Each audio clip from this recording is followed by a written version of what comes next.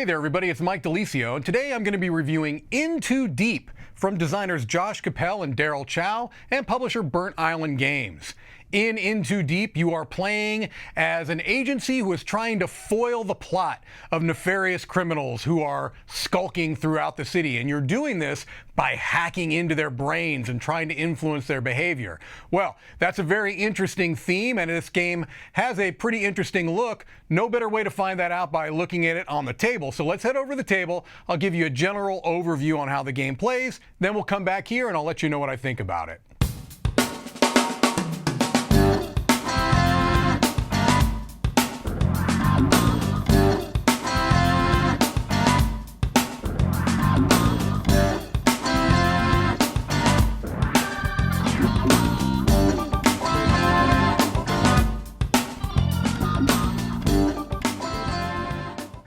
All right, here we see an example set up for a two-player game of In Too Deep. One thing I want to point out really quickly is that what you're looking at here is kind of the standard edition of the game, the retail edition. The only difference between this and the upgraded deluxe Kickstarter edition is that a couple of things that are cardboard in this would either be wooden or plastic. And so let me give you a couple of examples.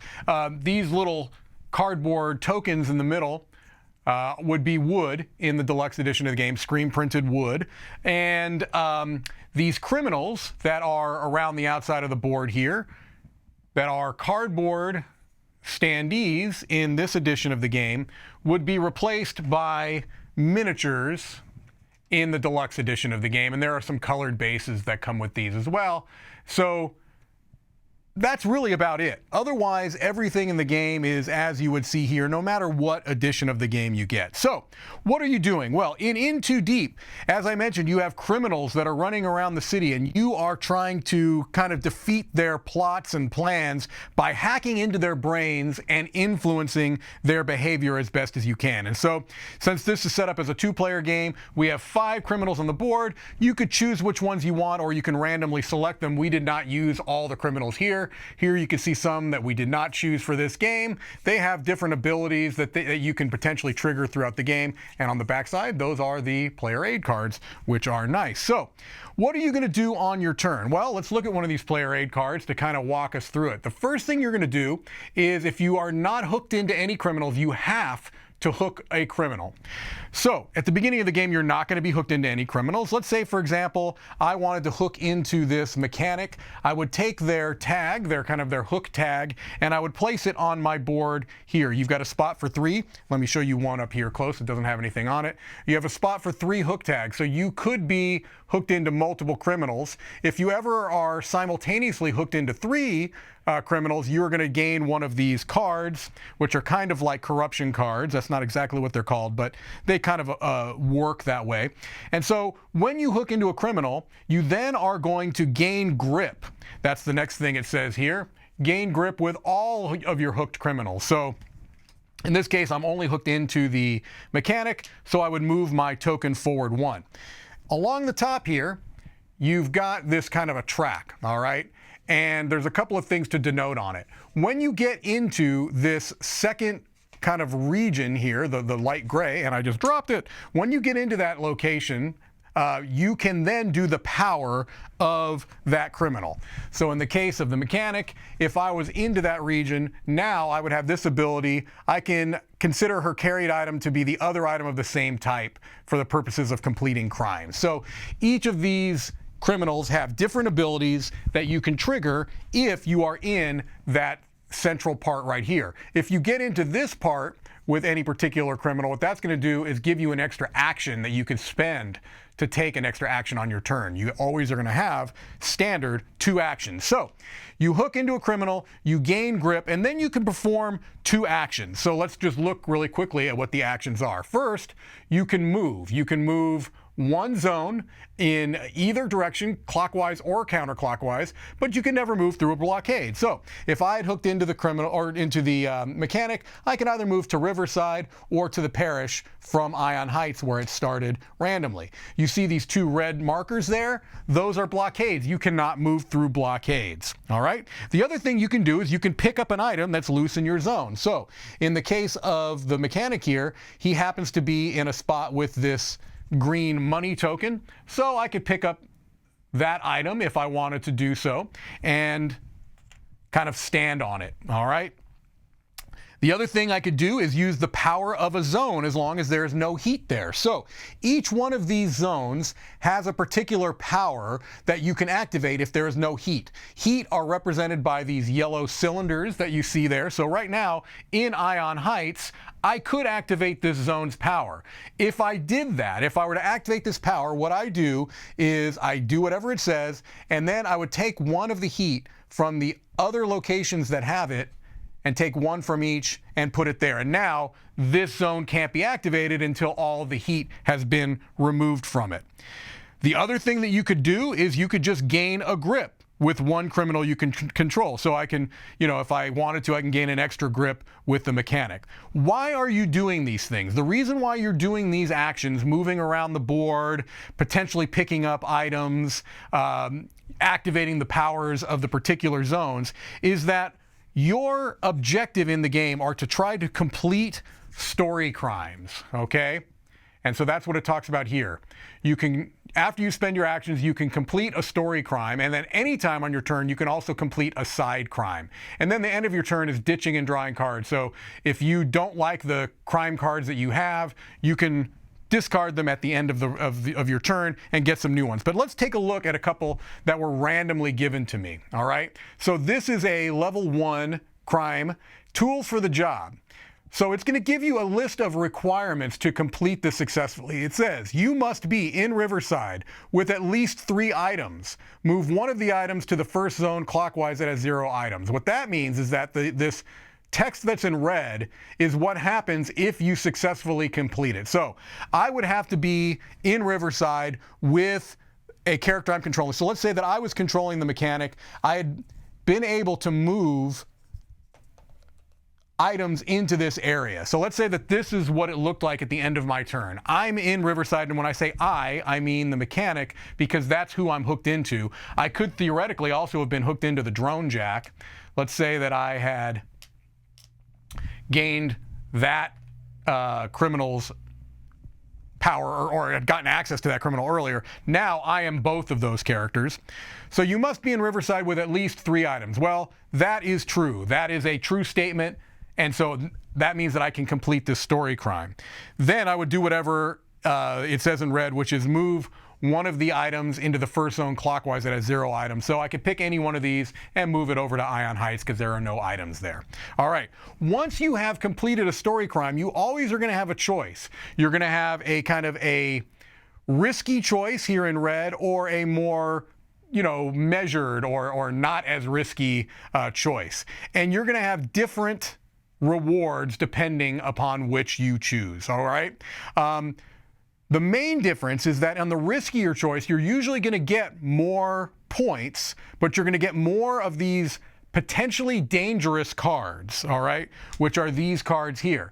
All of these cards are going to have a numerical value in the top left. The better the card, the higher that number, okay? And whoever has the highest combined total in their pile at the end of the game is at risk for losing a significant number of points. So you can go for a more risky track and get more boons, but you're also putting yourself at potentially more risk. The other thing you're trying to do is gain and file evidence, and that's what these symbols here denote. The circle is how much you gain, and the folder is how much you file. So let's say, for example, that I wanted to go the little bit safer route, track everything. I would get my 2 points that are just denoted by those little tokens there. I would gain one of these cards. It doesn't go into my pile right away. And then I would gain 3 evidence and file 2 of them. All right. So when you gain evidence, what you're going to do is you're going to come over here. This area where there are 4 pieces of evidence. There are 6 different types of evidence in the game. We just randomly have 4 that were face up here. Anytime you gain evidence, the first one you get has to come from what's called the plank, these 4 face up ones. So let's say that I went ahead and I took this piece of evidence, I put it into my memory, and then there were 2 more that I was getting because I was getting 3 pieces of evidence total. I would just take 2 face down here. I could, of course, look at them and see what type of evidence they were, but I wouldn't want other people to see what I had. And now I can file 2. There's a couple of different places you can file evidence, and I'm not going to go into a tremendous amount of detail because this is the most convoluted, kind of complex part of the game. But I can either file up here to the I believe it's called chapter, or to the final plot. All right. So out of the 6 types of evidence, randomly at the beginning of each 3 rounds, you're going to pick 3. Okay, so these are 3 types of evidence that you can file into this area. So let me just turn these face up so you can kind of see which were the ones that I ended up with. Of these, there are 2 that are represented of these types of evidence. So if I'm filing 2, maybe what I want to do is choose this one, file it right here, and take that one dossier and put it right here on my board. And maybe I wanted to do it for another one, I could place it right here and take this. Instead, if I didn't want to place it in that area, what I can do is I can place it down here into what's called the final plot. If I place it over here, I do it face down and I get some type of bonus. Or I could put it into my locker. I happen to have the V board, so my locker actually is not represented here. I picked the wrong board. Let's say that let's just assume that was a W. I'd put it right there, okay? This is going to be all used for information at the end of the game to determine what type of ending the game is. So you're gaining evidence and you're placing evidence into one of these 2 places.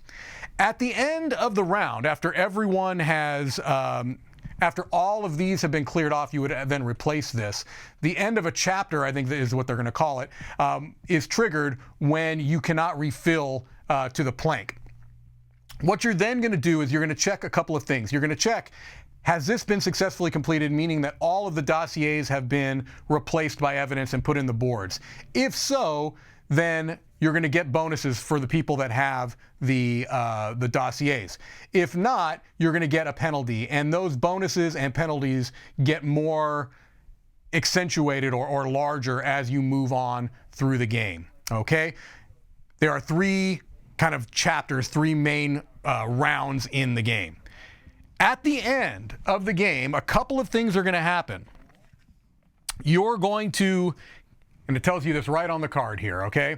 You're going to score some grip, you're going to score points based upon the lowest marker. You can see some point values just very lightly there. Whatever your lowest one will be the number of points that you're going to get there.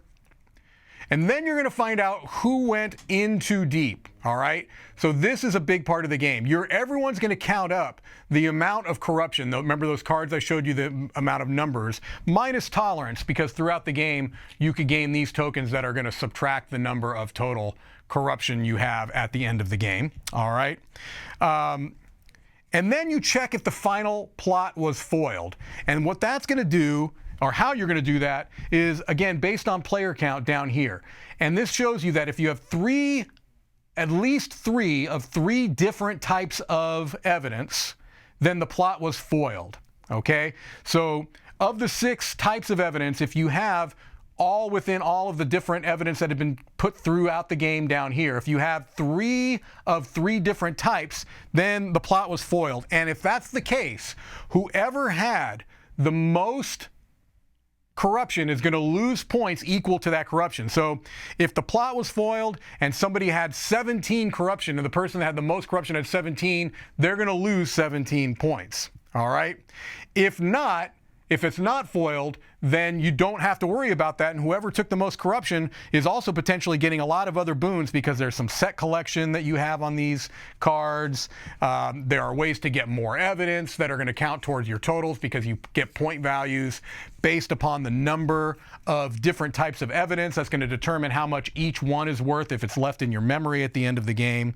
And so that's how you're going to determine the winner. Whoever has the most amount of points, whether the final plot was foiled or not, because then you're only just going to determine if anyone's losing points, that's going to determine who is the winner of In Too Deep. Let's head back over and I'll let you know what I think about it.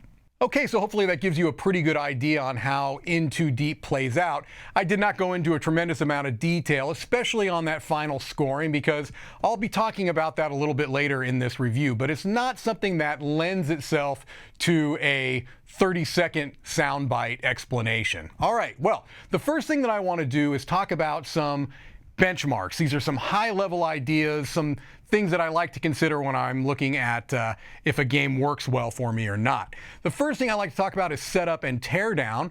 And in the case of In Too Deep, there's a fair amount of setup. There's the main aspect really is kind of putting together your story decks.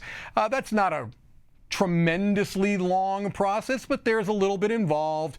You do have to kind of get your tokens set up and have your play space somewhat organized. So it takes maybe 5 minutes to set the game up, but I think that that is perfectly reasonable for the amount of game that there is there. I don't think the setup and teardown is a too long for the amount of gameplay, so no real issues there. The other thing I like to talk about, and this is really a big thing for me, is rules. I feel like the rules for In Too Deep are well written and well organized, and this is a game where there could have potentially been a lot of issues. And the reason why I mention that is that there are some very specific kind of goals, very specific language that drives how these story crime cards work out. And they did a really good job in the rule book of being very explicit. This is what we mean by alone. If you don't see something specifically mentioned on the card, then don't even include it, to disregard it. So I feel like they did a good job of removing potential ambiguities or misunderstandings in that. Throughout multiple sessions of this game, I have not had issues where people were confused about really what their story crime card necessarily meant. There might be some small clarifications, but those all seem to be addressed in the rule book, and so well done. And they also did a good job of describing both thematically and mechanically how this kind of end game scoring works. And that is the trickiest part of this game. Again, I will talk about that more in the overall game impressions, but they did do a good job of explaining how it works. And it's something that is potentially difficult to wrap your mind around. So the rulebook does its job and does it well. Next thing I want to talk about is art and components. First are some things that didn't work as well for me, and then the things that I did feel were positive. First off, there is a lot of iconography and symbology throughout the game. And that can seem overwhelming to a new player. I know that it seemed overwhelming to me when I first played it, and when I have taught this to groups where it's all new players to the game, they have all expressed that they were a little bit thrown off by the amount of iconography. It does lead to some rule book referencing, because you've got the different, these different kind of tokens that all have different icons on them, and it can be a little bit confusing. The book does have them, and they have them in a nice little index, but that is something to mention. It can be a little bit overwhelming. The other slight negative that I would mention is that the color choices that they've used, a couple of them are a little too close for my comfort. There's a couple of purples that are a little close to each other, a couple of blues that are a little bit close to each other. How likely is it that you'd make a mistake? I don't know that I've actually really made that mistake. There have been a couple times where I'm like, oh shoot, I think I moved the wrong grip marker over because it was this blue and not the lighter blue. It's just something that I wanted to point out. Some people might have more of an issue with it than others. I can't speak to whether it's colorblind friendly or not. I do know that there's also screen printed portraits on them, so you don't have to rely strictly on the color. They also have a picture of the criminal on there, although it can be a little bit small for old man eyes. So just want to point that out. Now, the things that I liked. Number one is I absolutely adore the aesthetic of this game. As I mentioned during the overview, I showed you the kind of the standard version of the game. My first several plays of this game were on that standard edition of the game. That was the one that was sent to us for review. And I love the look of it. I think it's great. The standees are great. I have nothing negative to say about the look and the aesthetic of that version of the game. I then also played on a deluxe Kickstarter edition. And sure, the minis are great. They're awesome. Even unpainted, I think they're really nice. I will probably choose, if I have the option, to play with the minis, but I'll never feel like I'm getting a lesser edition necessarily if I'm playing with the standees. Some people might actually even prefer the look of the full color standees to unpainted minis. So I did want to point that out. The art throughout is very stylized and sharp and consistent, and it really, really pops, I think, on the table. It's maybe a little dark, like the whole aesthetic is a little bit dark, but I feel it works for this game. It doesn't feel muted or drab or dreary.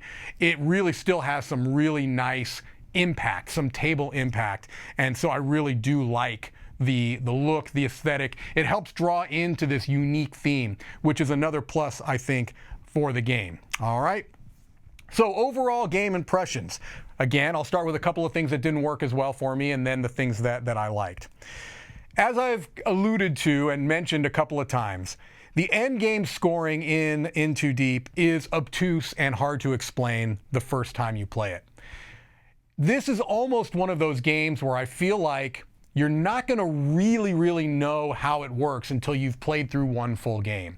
After you've played through that game and you kind of see how the end game works, then it all clicks. Now, maybe that won't be your experience. Maybe you'll get it right away. I can tell you I didn't get it right away. Between the kind of, is the final plot foiled? Isn't it foiled? How do I know whether I should be going for that? Whether I should be trying to foil the plot or not? You know, it's really going to primarily depend upon whether you feel like you've been gathering more corruption than everybody else. If that were the case, you don't want the plot to be foiled. But that's a little bit hard to wrap your mind around, especially when oftentimes on your turn, you're really concentrating on how do I get these story cards completed. You know, every turn is a puzzle. You also have that deeper layer of end game scoring. It can be a little bit tricky to understand. Also, I think potentially a negative, depending on the type of gamer you are, is that there's, by its very nature, there's an ever-changing board state. So especially if you're playing a 4 or a 5-player game, you cannot expect that the board is going to be anything like it was at the end of your turn at the beginning of your next turn. Everything's going to change, likely. The barricades may get changed. The Sentinel may move around. I didn't mention the Sentinel in the overview. The Sentinel is basically a character that you can manipulate to help move different criminals through those blockades. So you can move the Sentinel, you can move the blockades, you can move items, you can, different criminals are going to move. Things are going to change because that's what you're trying to do, is get these kind of board states at the end of your turn. And so if you are frustrated by tactical gameplay, you may be frustrated by this because it's tactical on your turns. You're really trying to manipulate the board state so that it is a particular way at the end of your turn. I'm not saying there's no strategy.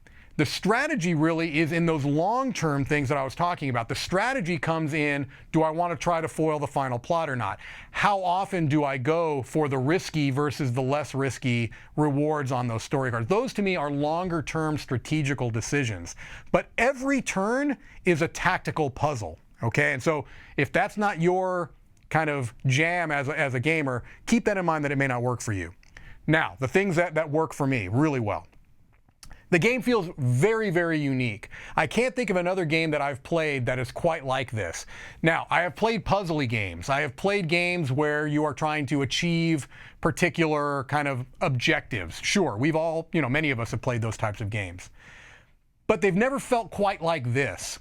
I absolutely love that each turn feels like an individual board state puzzle that I'm trying to solve.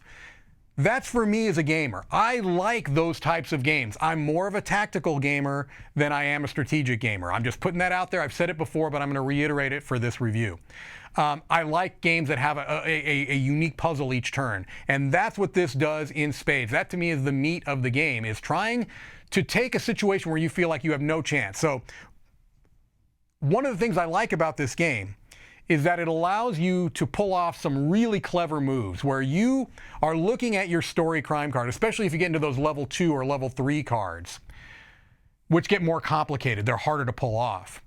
You're looking at it at the beginning of your turn, and you're looking at the board state, and you're thinking, there is no way that in 2 turns that in 2 actions, I'm going to be able to get this where I need it. And then you start thinking, well, maybe if I do this, that's going to open up this. And if I gain an extra grip, now I've got an extra action. So I actually have 3 actions instead of 2 actions. And now I can do this, and it really allows you to pull off some very, very cool moves. Now, the flip side to that is that especially early in the game, there are going to be times where your whole turn might feel a little wasted because you can't complete a story card or even a side crime card. But I don't think that that is too often where you feel like most of your turns are inconsequential. I feel like, especially as the game moves on, you're going to feel like you can do something to manipulate the board state in a way that you can pull something off. And I absolutely love that. I love games where you feel like you've got no chance to do something, but through some thinking outside the box, through some clever problem solving, you can kind of manipulate things to get it to the way that you want it. And that's something that I think that In Too Deep does very, very well. So all of that being said, this is a game that really works for me. It works very well for me. I love the theme. I love the art and the aesthetic. I love the mixture of every turn being a tactical puzzle, but having an overarching strategic goal where you have to figure out what's going to work best in that long run to get you the most points, because it's not going to be the same every game. Sometimes you're going to want to go very risky. Other times you're going to want to pull back a little bit, and it's going to oftentimes depend upon what other players at the table are doing. I really like that mixture of tactical turns on your turn, but having to think about the long term as well. I think this does this on a really, really, to a really great level. All right. So I'm going to be giving In Too Deep an 8.5 out of 10, a seal of excellence. This is a game that I have really, really enjoyed my plays of. I'm looking forward to playing it more. This is one that could even rise in my estimation the more I play it and the more people that I have a chance to introduce it to. So there you have it. In Too Deep, 8.5. This is Mike DiLisio signing off from Dice Tower headquarters.